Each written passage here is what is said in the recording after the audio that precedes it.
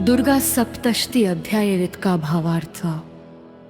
मार्कंडे जी कहती है, थोड़ा पास। सावरनी नाम के जो 8वें मनु हैं, वे सूर्य के पुत्र हैं। उनकी उत्पत्ति की कथा मैं विस्तार से बताता हूँ। तुम ध्यान से सुनो ऐ राजा सुरथ की कथा। प्राचीन समय में सुरथ नाम के एक पराक्रमी और धर्मात्मा राजा थे। वे अपनी प्रजा का पालन अपने पुत्रों के समान करते थे। लेकिन एक समय ऐसा आया जब शत्रु राजाओं ने उन पर आक्रमण कर दिया।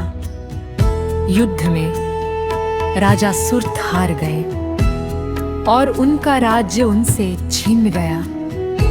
दुखी होकर वे जंगल में चले गए वैश्य समाधि से भेंट। वही जंगल में उन्हें एक वैश्य मिला जिसका नाम था समाधि।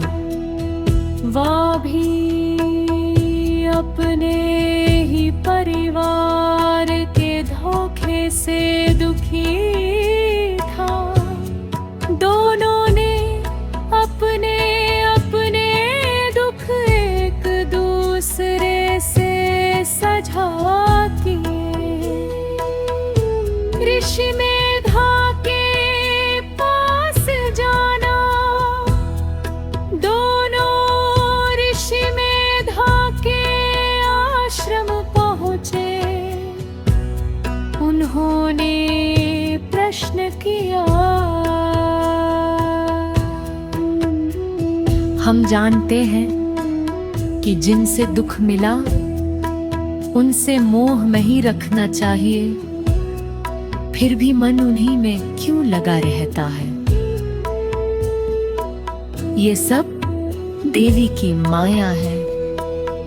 वही शक्ति है जो इस पूरे संसार को चलाती है और वही मनुष्य को मोह में डाल देती है।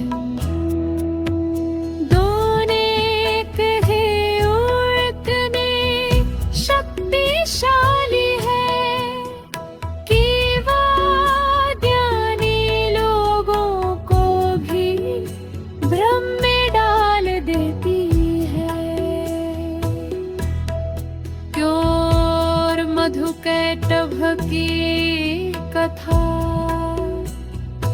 जब सृष्टि की रचना हो रही थी, भगवान विष्णु योग निद्रा में थे। तभी उनके कानों से मधु और कैटभ नाम के 2 असुर उत्पन्न हुए।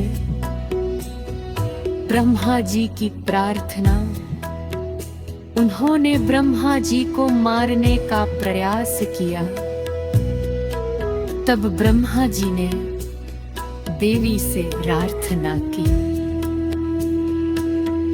हे देवी, अब ही शक्ति है, कृपया विष्णु जी को जगाइए और हमारी रक्षा कीजिए। देवी का प्रकट होना देरी प्रकट हुई और